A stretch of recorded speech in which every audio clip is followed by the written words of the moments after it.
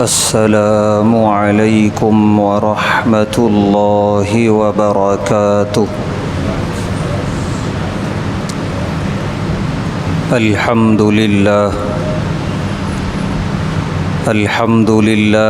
نحمده ونستعینه ونستغفره ونؤمن به ونتوکل علیہ ونعوذ باللہ من شرور انفسنا ومن سیئات اعمالنا من يهده الله فلا مضل له ومن يضلله فلا هادي له ونشهد أن لا إله إلا الله وحده لا شريك له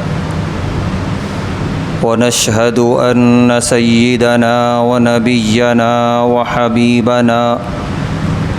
ومولانا محمدا عبده ورسوله أما بعد قال الله تبارك وتعالى في القرآن الكريم أعوذ بالله من الشيطان الرجيم بسم الله الرحمن الرحيم يا أيها الذين آمنوا إذا نودي للصلاة من يوم الجمعة فاسعوا إلى ذكر الله وذروا البيع ذلكم خير لكم إن كنتم تعلمون صدق الله العظيم۔ ہر طرح کی تعریف اور حمد و ثنا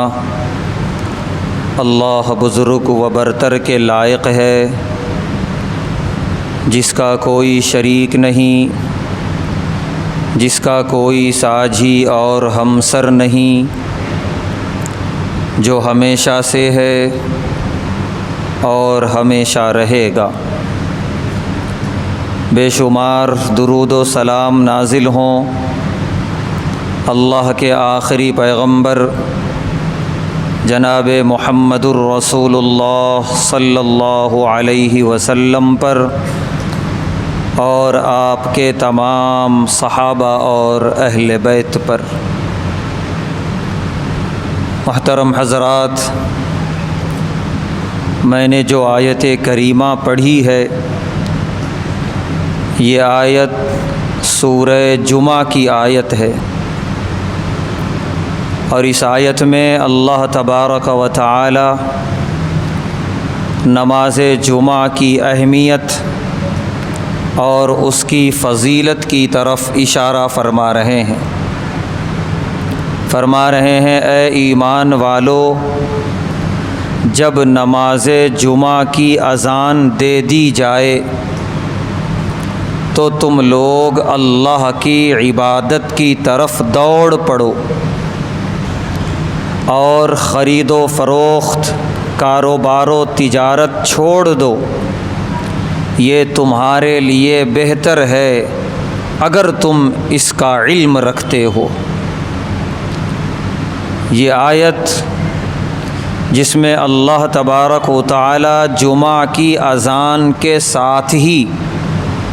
کاروبار اور تجارت کو چھوڑنے اور بند کرنے کا حکم دے رہے ہیں، اور سیدھے مسجد کی طرف دوڑ لگانے کا حکم دے رہے ہیں، بالکل صاف الفاظ میں۔ اس آیت کریمہ کو سامنے رکھ کر فقہا نے یہ مسئلہ اخذ کیا ہے،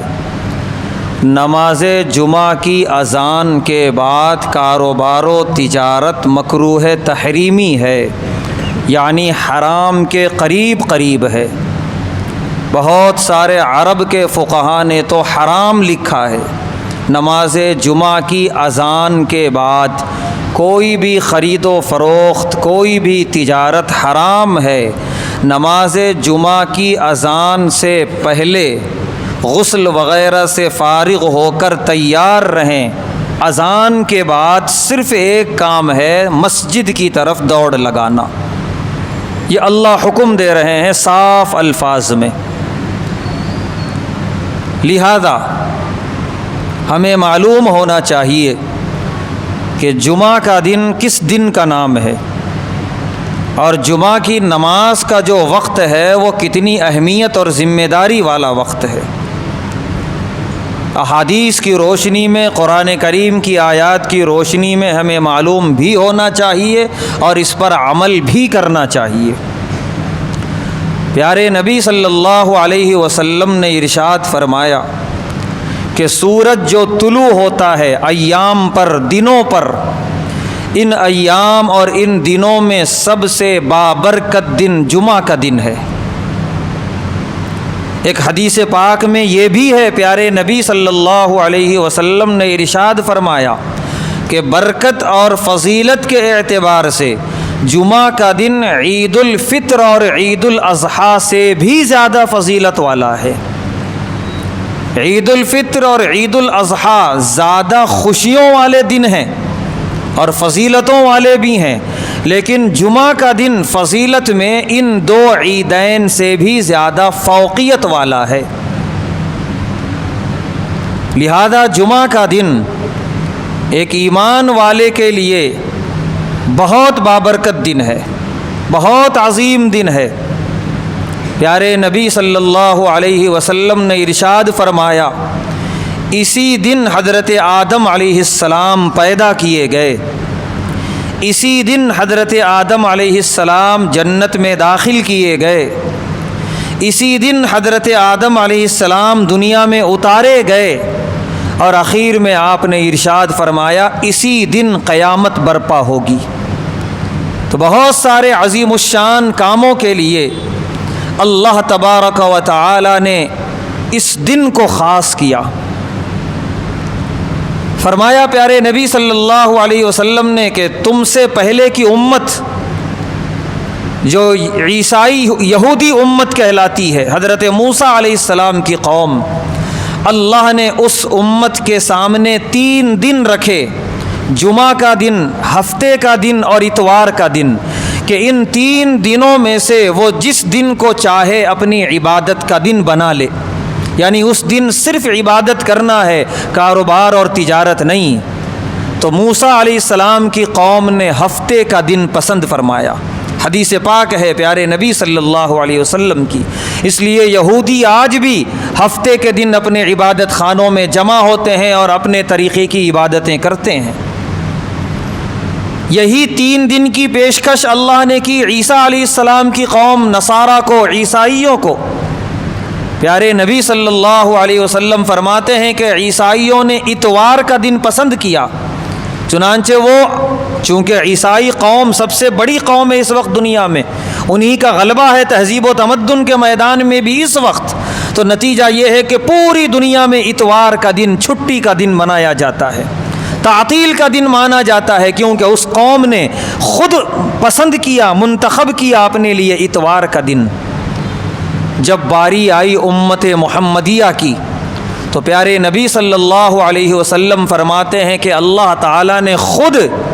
اپنی مرضی، اپنی پسند سے اس امت کے لیے جمعہ کا دن منتخب فرمایا،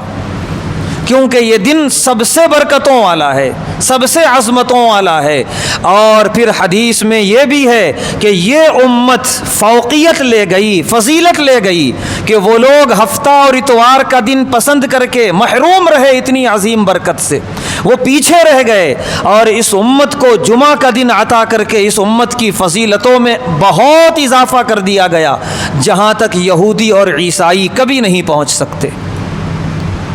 یہ پیارے نبی صلی اللہ علیہ وسلم نے حدیث پاک ارشاد فرمائی، اور اس کے ذریعے ہمیں پیغام دیا کہ تمہیں جو جمعہ کا دن عطا کیا گیا ہے خاص طور سے عبادت کے لیے، نماز جمعہ کی ادائیگی کے لیے، یہ وہ فضیلت ہے جو صرف تمہیں عطا ہوئی ہے، اس سے پہلے کسی امت کو عطا نہیں کی گئی۔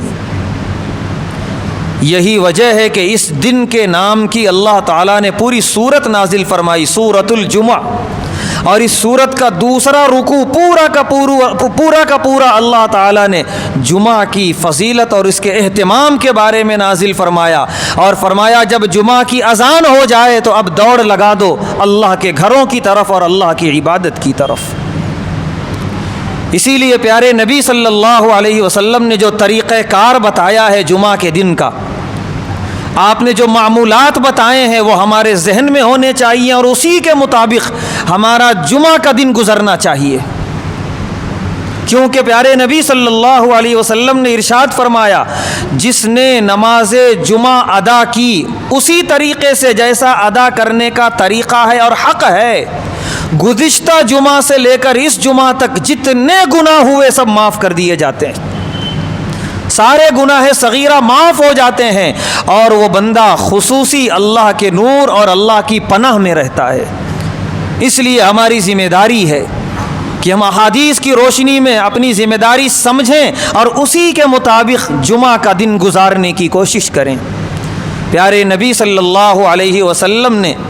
جمعہ کے دن کی فجر پڑھنے کی تاکید فرمائی۔ فجر ہر دن کی فرض ہے، لیکن جمعہ کا دن ایک خاص دن ہے، لہذا اس دن ہلکی بھی غفلت نہ ہونے پائے۔ اور جیسا کہ ابھی بات آئے گی، صرف نماز فجر ادا کرنا نہیں بلکہ اس وقت میں کچھ زائد دعائیں مانگنے کا حکم دیا پیارے نبی صلی اللہ علیہ وسلم نے، چاہے نماز سے پہلے وقت اگر ہمارے پاس ہے سنت سے فارغ ہونے کے بعد دعا مانگیں، یا نماز کے بعد دعا مانگیں، کچھ زائد ذکر کرنے اور دعا کرنے کا آپ نے حکم دیا۔ اس کے بعد جب جمعہ کی نماز کا وقت قریب آ رہا ہو، پیارے نبی صلی اللہ علیہ وسلم نے فرمایا کہ غسل مسنون ہے۔ آپ نے فرمایا جس نے غسل نہ کر کے صرف وضو کیا اس کی بھی نماز جمعہ ادا ہو گئی، لیکن مجھے غسل پسند ہے۔ پیارے نبی صلی اللہ علیہ وسلم کا یہ ارشاد مبارک ہے، لہذا ہر مومن کو چاہیے کہ جمعہ کے دن کی نماز فجر ادا کرے اور جمعہ کی نماز کے لیے غسل ضرور کرے۔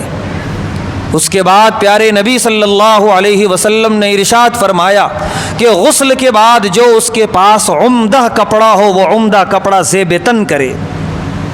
اس کے بعد پیارے نبی صلی اللہ علیہ وسلم نے ارشاد فرمایا کہ جو اس کی پسندیدہ خوشبو ہو اس خوشبو سے وہ معطر ہو جائے۔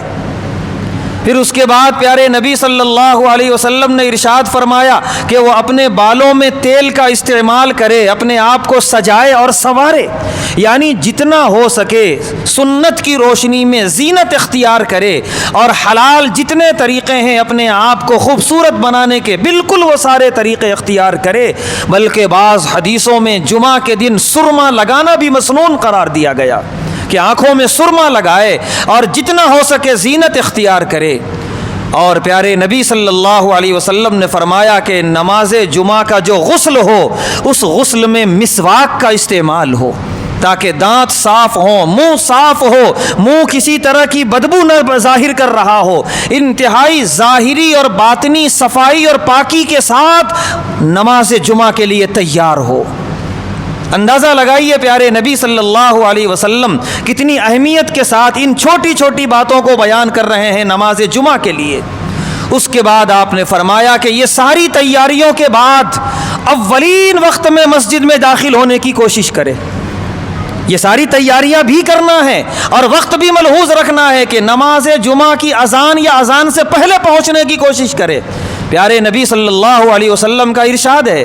ترمذی شریف کی روایت ہے، حضرت اوس رضی اللہ تعالی عنہ راوی ہیں، فرماتے ہیں پیارے نبی صلی اللہ علیہ وسلم نے ارشاد فرمایا جو شخص اولین ساعتوں میں مسجد میں داخل ہوا، امام سے قریب بیٹھا، خاموشی سے خطبہ سنا اور جس طریقے سے نماز ادا کرنی ہے خشوع اور خضوع کے ساتھ نماز ادا کیا، مسجد سے باہر آیا، پیارے نبی صلی اللہ علیہ وسلم فرماتے ہیں 1 سال روزہ رکھنے کے برابر ثواب لے کے جا رہا ہے یہ شخص۔ اور ایک اور روایت ابو داؤد شریف میں ہے، آپ نے فرمایا 1 سال روزہ اور 1 سال رات میں قیام کی عبادت کے برابر ثواب ہے، کہ دن میں روزہ رکھا ہے، رات میں عبادت کی ہے، کتنے 1 سال، صرف کتنے عمل پر کہ بس آدھا گھنٹہ پون گھنٹہ پہلے مسجد میں حاضر ہونا ہے جمعہ کے دن، امام سے قریب تر بیٹھنا ہے۔ یہ معمولات پیارے نبی صلی اللہ علیہ وسلم نے بیان فرمائے۔ اور وہ شخص جو مسجد میں تاخیر سے آتا ہے، ہاں کسی وجہ سے تاخیر ہو گئی وہ ایک الگ بات ہے، آدمی کی زندگی میں نشیب و فراز حادثات و واقعات آتے رہتے ہیں، وہ تو معفو عنہ ہے، لیکن پیارے نبی صلی اللہ علیہ وسلم نے فرمایا جو شخص مسجد میں جمعہ کے دن تاخیر سے آنے کا عادی ہے، آپ نے فرمایا کہ وہ شخص جنت سے دور لکھ دیا جاتا ہے، جو جتنا تاخیر سے آتا ہے اتنا جنت سے دور لکھا جاتا ہے، جو اپنے آپ کو عادی بنا لیتا ہے وہ اتنا اللہ نہ کرے جہنم سے قریب اور جنت سے دور کر دیا جاتا ہے، حالانکہ وہ عبادت ہی کے لیے آ رہا ہے، وہ کوئی گناہ نہیں کر رہا، وہ کسی جرم کا مرتکب بظاہر نہیں ہو رہا ہے، لیکن جس طرح مسجد آنا تھا، جیسی اپنی دلچسپی دکھانا تھا اللہ تبارک و تعالیٰ کو، وہ بتانے اور دکھانے سے عاجز رہا، قاصر رہا، نتیجہ یہ ہے کہ اس کا نام جنت سے دور رہنے اور رکھے جانے والوں میں لکھ دیا جاتا ہے۔ مشہور حدیث جو ہم سب جانتے ہیں، پیارے نبی صلی اللہ علیہ وسلم نے ارشاد فرمایا کہ جو شخص اولین ساعتوں میں مسجد آتا ہے، مسجد کے دروازوں پہ فرشتے صحیفے اور رجسٹر لے کے کھڑے رہتے ہیں، اس کا نام لکھ کر ایک اونٹ اللہ کی راہ میں صدقہ کرنے کے برابر ثواب لکھ دیتے ہیں۔ پھر اس کے بعد جو آتے ہیں دوسرے نمبر پہ، ان کے نام کے ساتھ لکھا جاتا ہے ایک گائے اللہ کی راہ میں صدقہ کرنے کے برابر ثواب۔ پھر اس کے بعد جو لوگ آتے ہیں تیسرے نمبر پہ، پیارے نبی صلی اللہ علیہ وسلم نے ارشاد فرمایا ایک دمبا، ایک بکرا اللہ کی راہ میں صدقہ کرنے کے برابر ثواب لکھ دیا جاتا ہے۔ پھر اس کے بعد جو آتے ہیں پیارے نبی صلی اللہ علیہ وسلم نے فرمایا ایک مرغی اللہ کی راہ میں صدقہ کرنے کے برابر ثواب لکھ دیا جاتا ہے۔ پھر اخیر میں جو آتے ہیں پیارے نبی صلی اللہ علیہ وسلم نے ارشاد فرمایا بیضہ، یعنی ایک انڈا اللہ کی راہ میں صدقہ کرنے کے برابر ثواب لکھا جاتا ہے۔ اور یہ اخیر میں آنے والا بھی کون؟ امام کا خطبہ شروع ہونے سے پہلے، جو ہی امام کا خطبہ اور امام کی نصیحت شروع ہوتی ہے، پیارے نبی صلی اللہ علیہ وسلم فرماتے ہیں فرشتے رجسٹر بند کرتے ہیں اور وہ خود خطبہ سننے کے لیے بیٹھ جاتے ہیں۔ اب جو آ رہے ہیں مسجد میں، بس وہ خانہ پوری ہو رہی ہے، فرشتوں کے رجسٹر میں ان کا نام نہیں ہے۔ تو ہمارا کیا خیال ہے ان لوگوں کے بارے میں جو عربی خطبہ اور وہ بھی دوسرا خطبہ چل رہا ہو تب مسجد کی طرف آ رہے ہیں؟ بس صرف کسی طریقے سے عارضی طور پہ 2 رکعت نماز ہو جائے، کم سے کم یہ اطمینان رہے کہ میں جمعہ پڑھ لیا، یوں امام صاحب نماز پہ سلام پھیرے اور یوں مسجد کے باہر۔ سیدنا عمر بن خطاب رضی اللہ تعالی عنہ اپنے دور خلافت میں گورنروں کو خطوط لکھا کرتے تھے۔ ایک خط میں انہوں نے لکھا کہ اگر آپ کی مساجد میں، آپ کے علاقے میں لوگ نماز جمعہ کے لیے تاخیر سے آ رہے ہیں تو انہیں تنبیہ کرو، انہیں ڈراؤ کہ اس سے باز آ جائیں، ورنہ اللہ دلوں پہ مہر لگا دے گا۔ کیونکہ حدیث پاک ہے، پیارے نبی صلی اللہ علیہ وسلم نے ارشاد فرمایا جس شخص نے بلا عذر 3 جمعہ ترک کر دیا اس کے دل پہ نفاق کی مہر لگا دی جاتی ہے، اللہ کے پاس وہ مومن نہیں ہے، وہ منافق ہے۔ بلکہ آگے فقہا نے اور بھی لکھا ہے کہ یہ سلسلہ جاری رہا، عادت بنا لیا جمعہ چھوڑنے کی، تو وہ کفر کی حد میں داخل ہو جاتا ہے، ایمان سے خارج ہو جاتا ہے۔ تو 3 کا تو ذکر حدیث میں ہے، 3 جمعہ اگر چھوڑ دیا مسلسل تو اس پر نفاق کی مہر لگا دی جاتی ہے۔ یہ تو بالکل یقینی بات ارشاد فرمائی پیارے نبی صلی اللہ علیہ وسلم نے۔ اس حدیث کو سامنے رکھ کر سیدنا عمر بن خطاب رضی اللہ تعالیٰ عنہ ڈرایا کرتے تھے کہ ٹھیک ہے تم جمعہ تو نہیں چھوڑ رہے ہو، لیکن پڑھ اس طرح رہے ہو کہ کوئی حق ادا نہیں ہو رہا ہے، کہ ادھر جماعت کھڑی ہونے والی ہے، مسجد میں بھاگتے دوڑتے آئے، ادھر امام نے سلام پھیرا، مسجد سے باہر نکل گئے۔ ڈرو اور باز آؤ، خلیفہ دوم فرماتے ہیں کہ تمہارے دلوں پر بھی مہر لگی جا سکتی ہے، اللہ حفاظت فرمائے۔ ایمان بہت بڑی نعمت ہے اللہ تبارک و تعالیٰ کی، اس کو ہٹا کے نفاق کی مہر اللہ کی طرف سے لگ جانا، اس سے بڑا عذاب اس روئے زمین پہ کوئی نہیں ہو سکتا۔ تو لہذا ہم اللہ تبارک و تعالیٰ کے دربار میں یہ پیش کریں کہ ہم غافلین میں سے نہیں ہیں، ہم ان میں سے نہیں ہیں نعوذ باللہ کہ جن کے دلوں پہ مہر لگائی جائے، ہم اولین مسجد میں آنے والوں میں سے ہیں اور مسجد میں آ کر عبادتوں میں اور اللہ کے ذکر میں مصروف ہو جانے والوں میں سے ہیں۔ ہم اللہ تبارک و تعالیٰ کو یہ بتانے کی کوشش کریں۔ اللہ تبارک و تعالیٰ جمعہ کے دن جو رحمتیں اور برکتیں اتارتے ہیں ان لوگوں کے لیے جو یہ برکتوں کو حاصل کرنا چاہتے ہیں، اللہ تبارک و تعالیٰ بے انتہا نوازتے ہیں،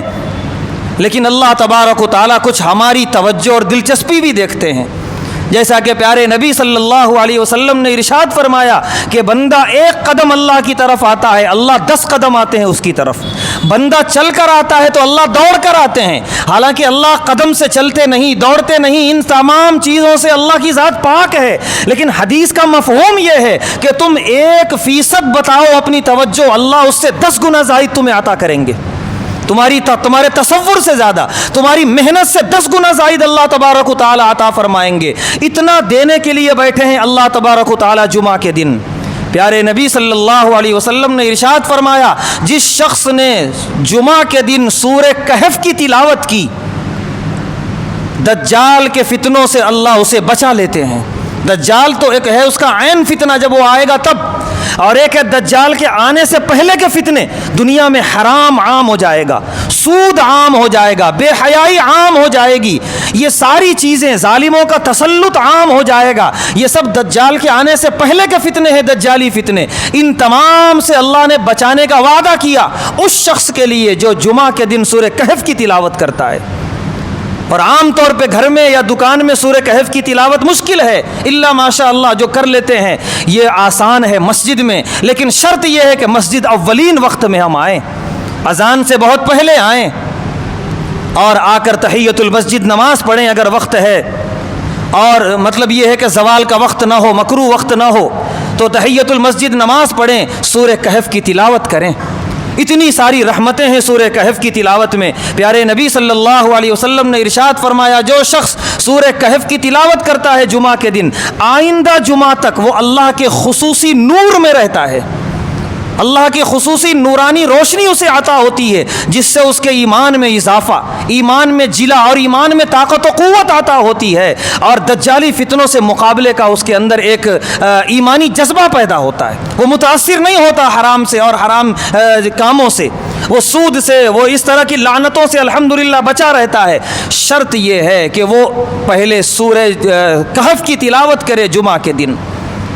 تو ہم اولین ساعتوں میں مسجد آئیں، سورہ کہف کی تلاوت کریں، اور جو ہم سے ہو سکے قرآن کریم کی تلاوت کریں. اتنی رحمتوں، اتنی برکتوں اور اتنے نور کے وعدے ہیں اللہ کے اور اللہ کے رسول صلی اللہ علیہ وسلم کے. شرط یہ ہے کہ ہم ان کو حاصل کرنے کی اپنی دلچسپی ظاہر کریں. اللہ تبارک و تعالیٰ اس سے 10 گنا زائد ہمیں عطا کریں گے. اور اگر ہماری کوئی دلچسپی نہیں ہے تو پھر اللہ تبارک و تعالیٰ نے فرمایا کہ جو میری نعمتوں کی ناقدری کرتا ہے تو پھر انہیں بتا دو، ان عذابی لشدید، میرا عذاب سخت ترین عذاب ہے. اور ناقدری یہ ہے کہ جب جمعہ کی نماز بالکل ٹھہرنے کا وقت آیا تب مسجد میں داخل ہو رہے ہیں. حضرت عمر بن خطاب رضی اللہ تعالیٰ عنہ خطبہ دے رہے تھے مسجد نبوی میں، اور معمول یہ تھا الحمدللہ پیارے نبی صلی اللہ علیہ وسلم کا بنایا ہوا کہ خطبے سے پہلے ساری کی ساری مسجد نبوی الحمدللہ پر ہو جاتی تھی، بھر جاتی تھی. لیکن اتفاق سے ایک دن خطبہ چل رہا ہے اور ایک شخص مسجد میں داخل ہوا. سیدنا عمر بن خطاب رضی اللہ تعالیٰ نے خطبہ روک دیا. یہ یعنی ان کے تصور میں بھی نہیں تھا کہ ایسا بھی ہو سکتا ہے. خطبہ روک کے انہوں نے اس آدمی کو سلام کیا اور وجہ پوچھی، دیر سے کیوں آئے مسجد میں؟ وہ شخص تھوڑا سا سٹپٹا گیا اور کچھ جواب دینے میں دیر کیا. حضرت عمر بن خطاب رضی اللہ تعالیٰ عنہ جب تک اس کا جواب نہیں سن لیے اور ان کو اطمینان نہیں ہو گیا تب تک آپ نے خطبہ شروع نہیں کیا. کہیں یہ ماحول نہ بن جائے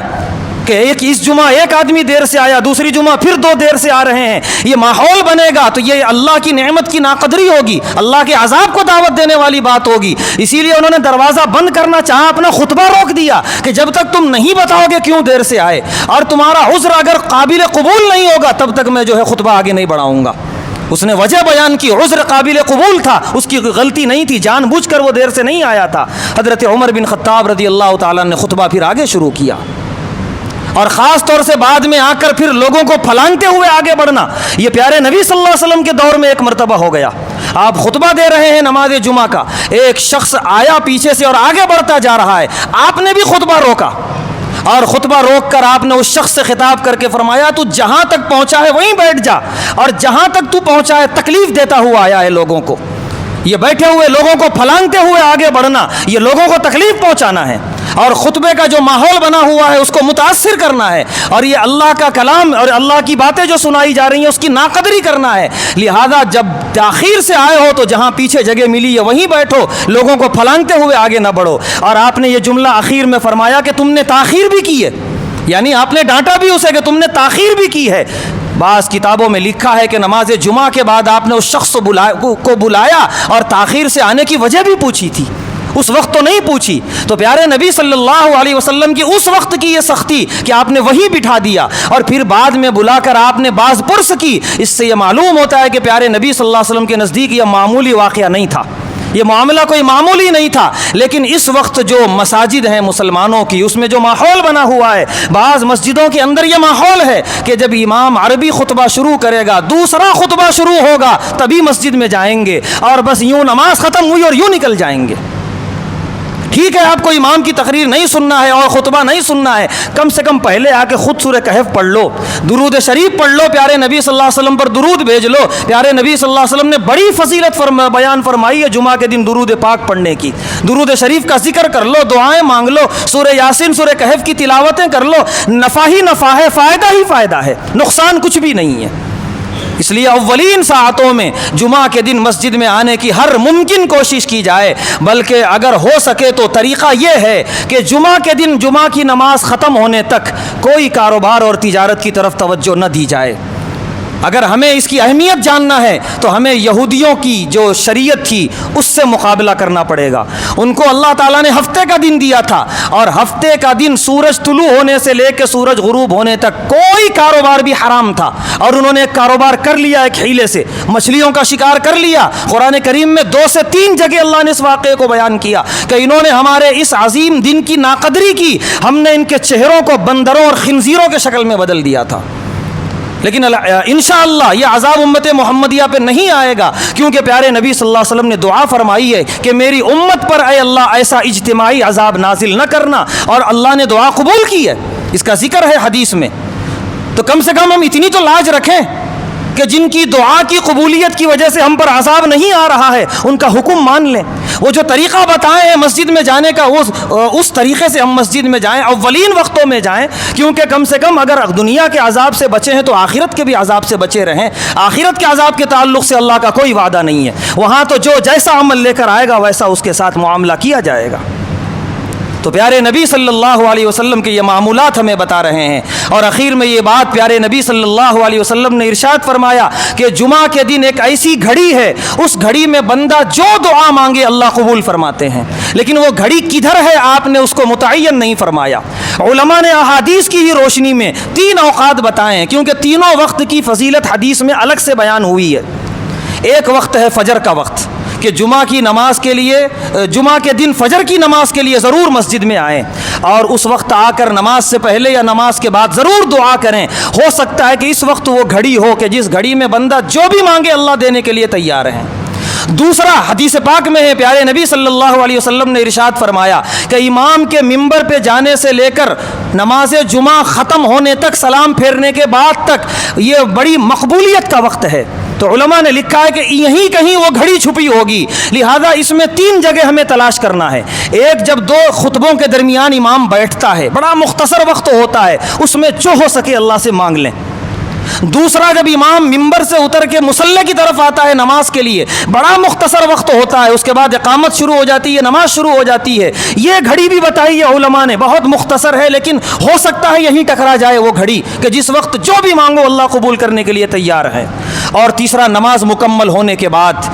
جو کہ فرائض کے بعد اللہ کا وعدہ ہے میں دعائیں قبول کرتا ہوں، ہو سکتا ہے کہ یہ وہی وقت ہو جب جو بھی دعا مانگی جائے قبول ہو جائے۔ اور تیسرا وقت بتایا، بلکہ چوتھا وقت وہ ہے نماز مغرب سے پہلے، سورج غروب ہونے سے پہلے، عصر کے بعد کا جو وقت ہے، اس کی بھی فضیلت آئی ہے حدیث میں کہ اس وقت جو بھی مانگو گے اللہ قبول فرما لیں گے۔ تو نماز فجر کے وقت اور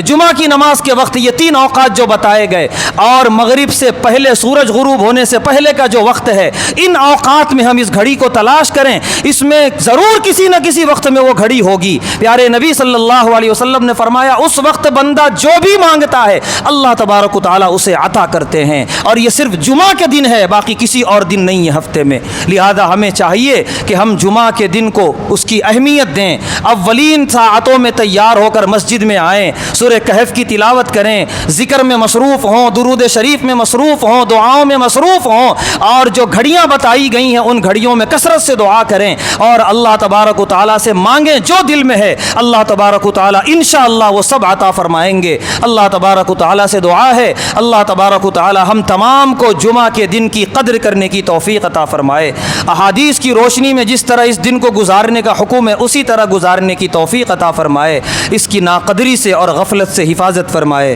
وآخر دعوانا الحمد للہ رب العالمین۔